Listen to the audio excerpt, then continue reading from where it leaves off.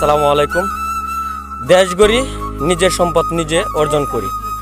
আমাদের যে সম্পদগুলা দেশের থেকে পাচার হয়েছে, কিন্তু আমরা কিছু বলতে পারি না। কিছু সংকট কাজ এখনও বাকি আছে, যেটা আমাদের আমজনতার দ্বারাই সম্ভব।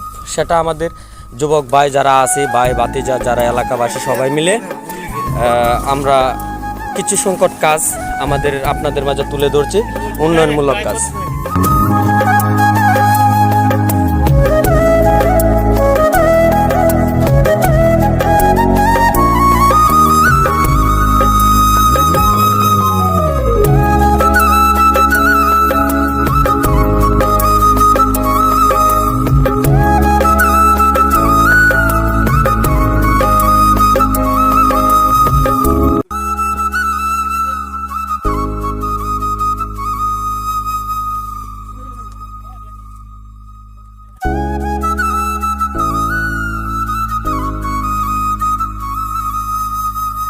রাস্তার কাজ, এলাকার যুব সমাজ যারা আছে, আমরা সকলে মিলে তাদের কাঁধ রেখে আমাদের এই যে হাল অবস্থা, এটা 17 বছর লাগাতে এরকম অবস্থা ছিল।